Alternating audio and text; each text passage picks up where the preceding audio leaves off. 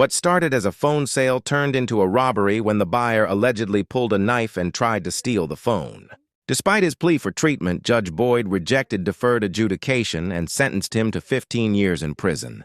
The hearing then moved through more cases involving repeated violations, treatment, and unexpected courtroom decisions. For Mr. Heredia. And are you Mr. Heredia? Yes, Your Honor. All right. We're here for sentencing. Have both parties had a chance to review the PSI report, state? Yes, Your Honor. Defense? Yes, Judge. And the TAP evaluation, state? Yes, Your Honor. Defense? Yes. Any objections to either state? No, Your Honor. Defense? No. All right. You applied for deferred adjudication. You entered a plea of no contest on September 17th. According to your plea bargaining agreement, punishment is to be assessed at a cap of 15 years in the prison. There's an affirmative finding of deadly weapon, and the state is opposed to your application. Are there any witnesses from either side? State? No, state. Defense? No, Judge. All right, so it's just argument? Yes, Judge. All right, state you're opposed. I'll hear your argument.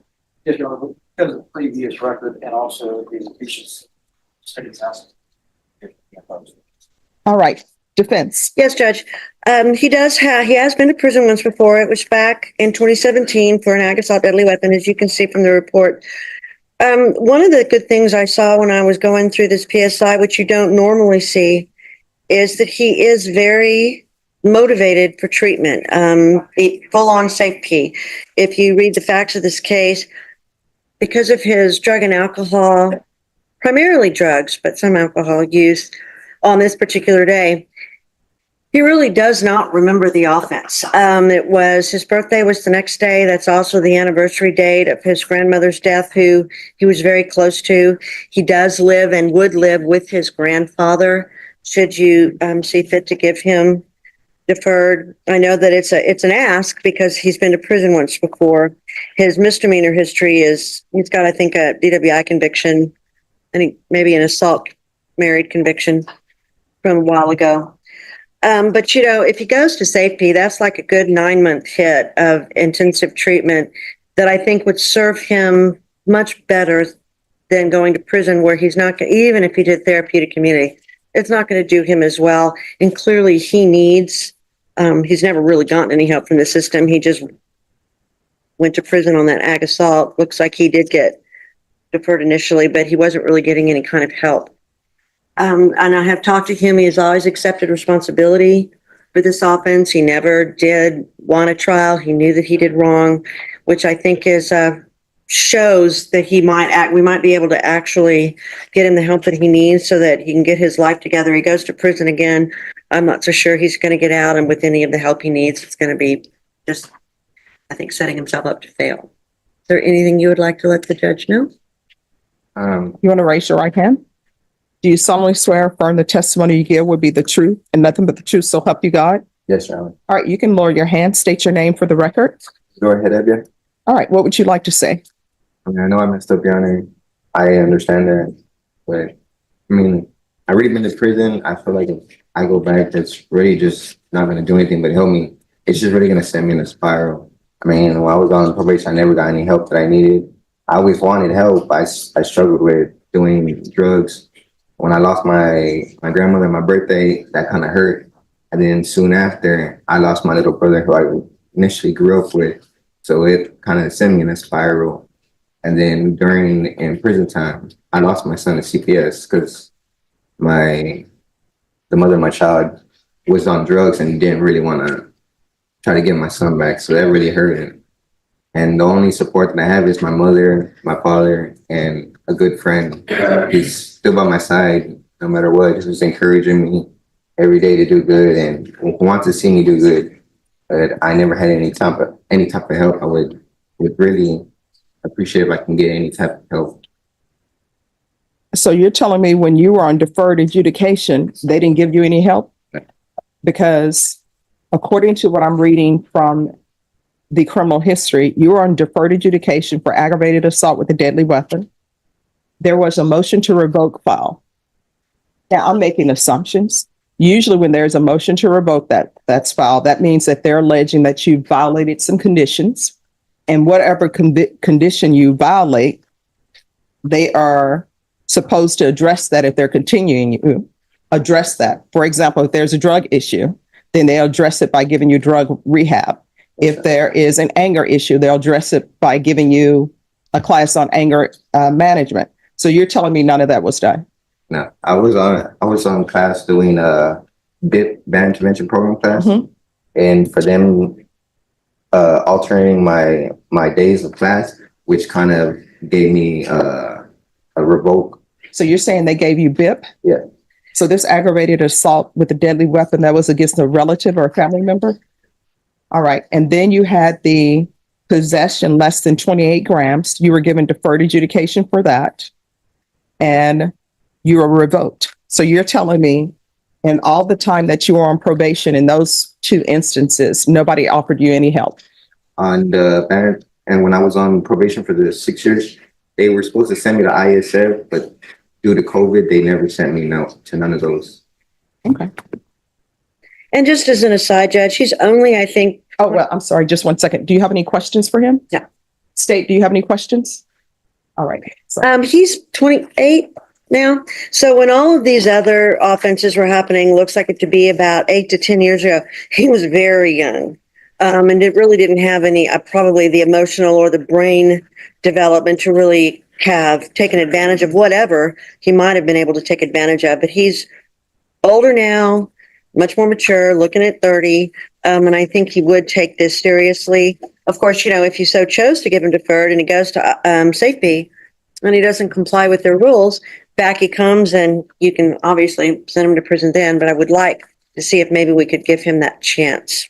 all right. So here's my question. My understanding, your attorney is saying that you were going through some things. So according to the facts of this case, you're offering to buy an item for someone. Is that correct? I don't recall, but if it says yes. No, I mean, it's saying that somebody set up to buy an item. I don't know if this was on offer up or whatever it was on, but the person arrives to sell his item and then a weapon is pulled on them. It was agreed that the purchase price would be $500. And then you pretended to reach in your pocket for money to pay. And then instead you pulled out a knife and pressed it to the victim's ribs and told the victim you were going to steal the phone. And then you had the wherewithal to change, I guess, I'm from the 70s where you had CBs and stuff. So you changed your handle from what it previously was to the P word. So, I mean, you had the wherewithal, even though, you're saying you had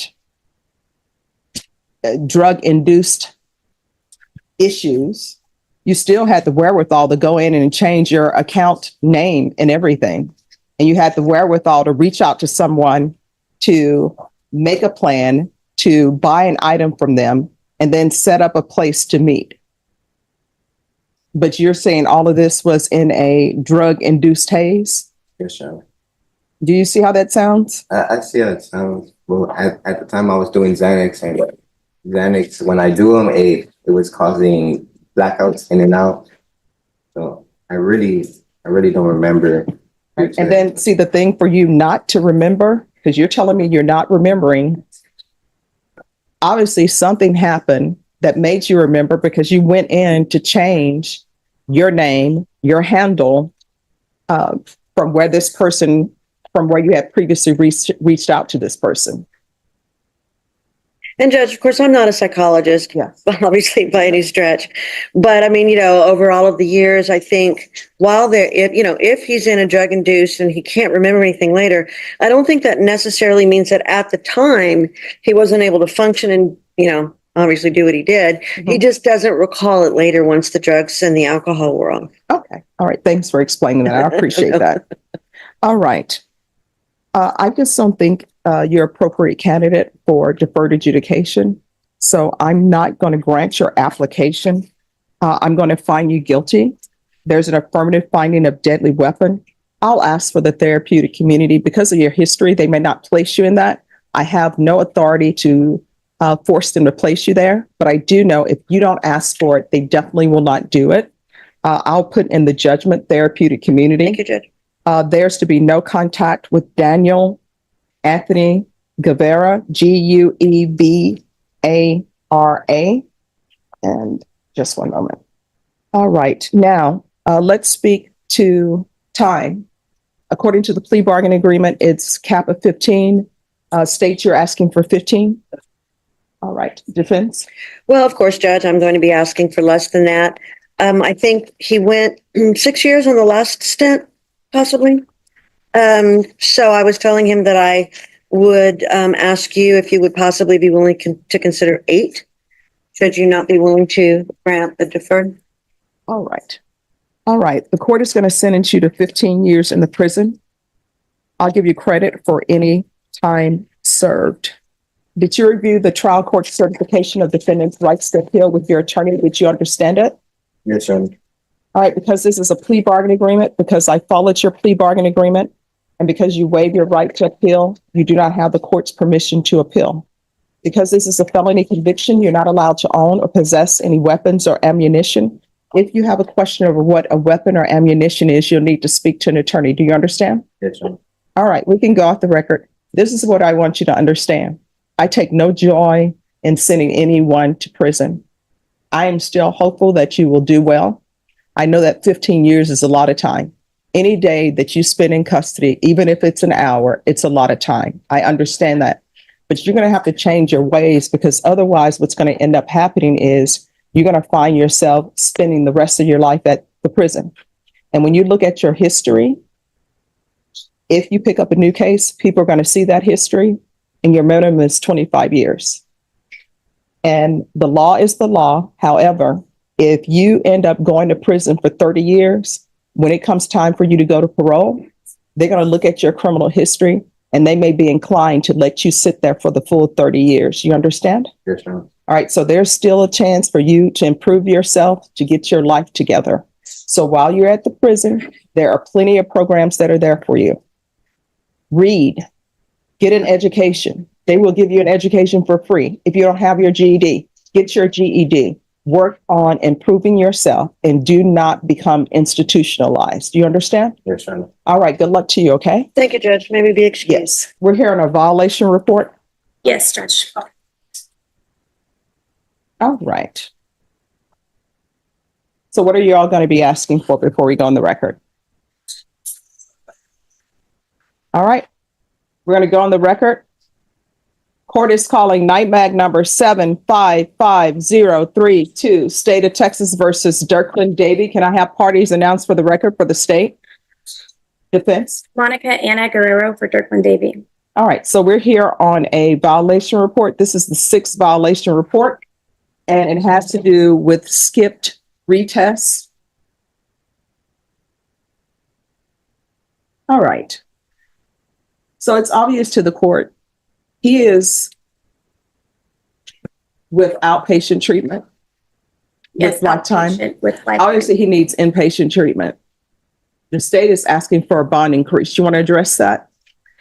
We don't think a bond increase will address Mr. Davy's addiction. I would agree he does need more help. He is on track with his AA meetings every single day with outpatient. He says he's on the phone 2 to 3 times a week, around 3 hours.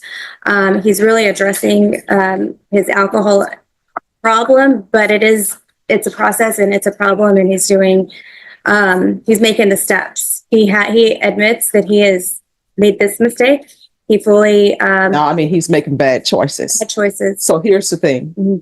Either his bond is getting increased or he's going into inpatient treatment with lifetime recovery. Okay. So, We Yes. have discussed that possibility. My personal recommendation or request to the court was going to be to add a scram to him as an additional measure to what he's already doing. But if the court is requiring inpatient, I talked to Mr. Davy. He's not saying no to it. His concern is that he is a sole provider for his family. His wife just had back surgery on October the 15th.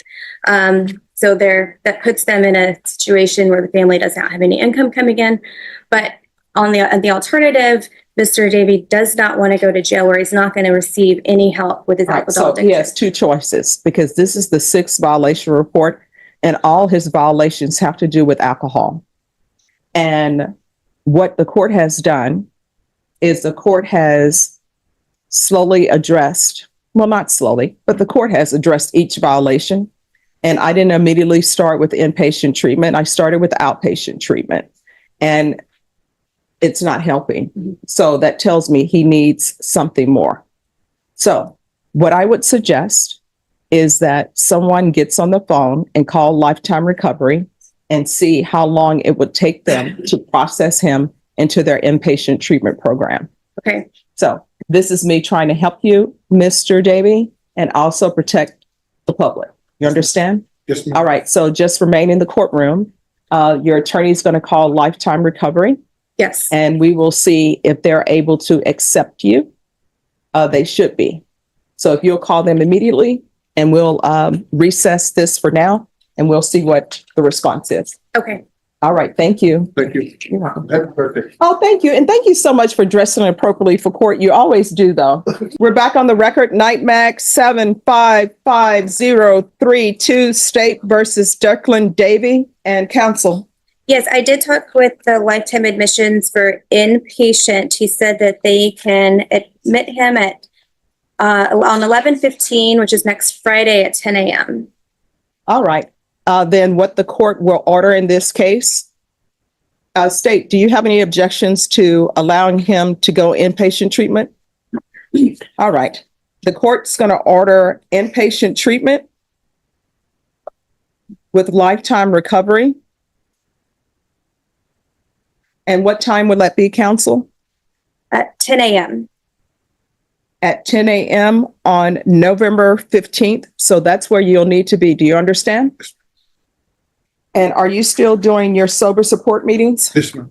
All right. I'm going to order that you continue with sober support meetings. And do not take this as an opportunity to just go out and drink. Whenever you feel the need to drink, you need to call up and go do a sober support meeting or talk to your sponsor. You understand? All right. Is there anything else? No, Your Honor. All right. All right. Thank you. Thank you. This is Arturo Campos. And my understanding, there are families from both sides that are here. Is that correct? Are they here yet? Yes, Your Honor. All right. So there's not to be any outbursts. There's not to be any screaming. There's not to be any yelling. We're not to have any of that. If we do, you're going to be asked to leave and you will not be able to return to give your testimony. Does everyone understand? Does everyone understand? Your Honor, I'm sorry. Our Okay. Oh, I'm sorry, Judge. All right. But yes, they understand. The complaining witness speaks English. She does, Okay. She's a child. but she speaks English, and her school records show she speaks very well English. You're right. Well, then you're gonna. Yes. All right. I've heard. Court is calling 2023 CR 7. Or no problem. Court is calling 2023 CR 7550, State of Texas versus Arturo Campos Toledo. Can I have parties announced for the record for the state? Morning, Your Honor. Natasha Torres on behalf of Mr. Arturo Campos Toledo. Ready? And are you Mr. Toledo? Sí. Yes. All right. We have an interpreter here. Could you raise your right hand for me, please? Yes, Your Honor. Do you solemnly swear and affirm you will faithfully translate from English into Spanish and Spanish into English, so help you God? I do, Your Honor. All right, you can lower your hand if you'll state your name for the record. Arlene Abrams, license number 2081. Sir, all of the documents I'm going to review with you are in English. Were those documents explained to you in Spanish? Sí. Yes. And counsel, do you speak Spanish? Yes, Your Honor. And do you speak it fluently? Yes, Your Honor. And were you able to communicate with your client in Spanish? Yes, Your Honor. All right. Counsel, have you received all of the discovery? Yes, Your Honor. Did you review it with your client? Yes, Your Honor. Court will find that the state is in compliance with discovery. Mr. Campos, did you review the document entitled Application for Deferred Adjudication with your attorney? Did you understand it? Sí. Yes. Did you review the true bill of indictment with your attorney? Sí. Yes. Did you understand it? Thank you. Yes. Counsel, do you waive the reading of the indictment? Waive, Your Honor. State, are you proceeding on the indictment as presented? We are not, Your Honor. The state is going to waive counts 1 and 2 and proceed only on count 3. Any objection? None, Your Honor. All right, did you review the court admonishments and waivers with your attorney? Did you understand it? Yes. All right, in count 3, you're charged with indecency with child by contact. That's a second-degree felony. Range of punishment is anywhere from 2 to 20 years in prison and up to a $10,000 fine. Did you understand? Yes. If you have a plea with the state, the court does not have to follow your plea. If for any reason the court does not follow your plea and gives you more than you bargained for, the fact that you entered a plea will not be used against you and you will be allowed to withdraw your plea. Did you understand? Yes. Did you understand you have a right to jury trial, a right for you or your attorney to cross-examine and confront any witnesses the state would call in the right to remain silent? Yes. Did you understand by entering this plea bargain agreement, you were giving up those rights? Yes. And did you intend to give up those rights and enter into a plea in this case? Yes. Did you understand that the court were to grant your application for deferred adjudication? If for any reason your deferred adjudication were revoked, the court could find you guilty and sentence you up to 20 years in prison and up to a $10,000 fine. Yes. Counsel, has your client been able to provide you with any defenses? Yes, Your Honor. Do you believe he has a rational as well as a factual understanding of the charges against him? Yes, Your Honor. Do you believe he's currently competent and was legally sane at the time of the offense? Yes, Your Honor. Sir, has anyone threatened you, coerced you, or placed you in fear to get you to enter this plea? Can you repeat that question? Okay. Has anyone forced you to enter into this agreement? No. Has anyone promised you anything other than the plea? No. Are you satisfied with the way you've been represented? Yes. Are you a U.S. citizen? No. Counsel, have you discussed the impact of this plea on your client's immigration status? Yes, Your Honor. And for the record, there was a letter prepared in this offense. All right. Sir, do you understand that in entering this plea, if the court were to accept your plea agreement, you will be deported? Yes. Knowing that, do you wish to continue with this plea? Yes. Court will find that defendant has knowingly and voluntarily waived his right to jury trial. Did you review the plea bargain page with your attorney? Did you understand it? Yes. According to the plea bargain agreement, state is proceeding on count 3. There's a $1,500 fine. There's to be compliance with Chapter 62 registration. And the state is recommending deferred adjudication. Did you understand that to be the plea? Yes. Defense is at the plea? Yes, Your Honor. State is at the plea? Yes, Your Honor. Did you review the waiver of appeal paragraph with your attorney? Did you understand it and sign it in both places? Yes. Did you understand by signing that you're waiving your right to appeal? The only items that can be appealed are written pretrial motions that have been filed, heard, and ruled upon by the court. Did you understand? Yes. Counsel, are there been any such motions? None, Your Honor. Actually, but none ruled on. Okay, thank you. I apologize, Your Honor. No problem. Outside the agreement, the state is requesting that your community supervision be for a term of 10 years. There'll be a TAP evaluation, 200 hours of community service restitution, no contact with the complainants, and you're to be supervised by the sex offender unit. Did you understand that those are recommendations from the state and the court does not have to follow those recommendations? Yes. Then to count 3, how do you plead? Guilty, not guilty, or no contest? No contest. State any evidence? Statement offer states exhibit 1 and all attachments. Without objection, Your Honor. Did you review the waiver and stipulations with your attorney? Did you understand it and sign it in all the appropriate places? Yes. Again, did you understand you have a right to jury trial, a right for you or your attorney to cross-examine and confront Any witnesses the state will call and the right to remain silent. Sí. Yes. Did you understand that today the state will be presenting evidence in the form of witnesses' statements and police reports, but most importantly, there will be no live testimony? Did you understand? Sí. Yes.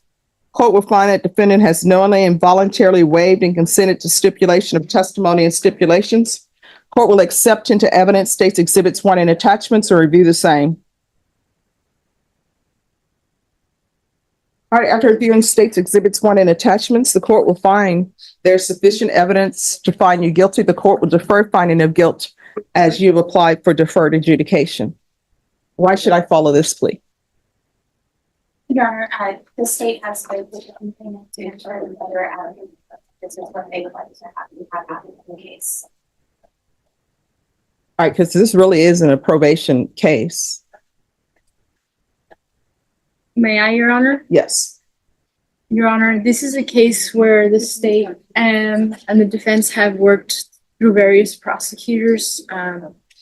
It's quite complicated, to be honest. I understand the court's position. However, through multiple discussions, originally probation was never even an option.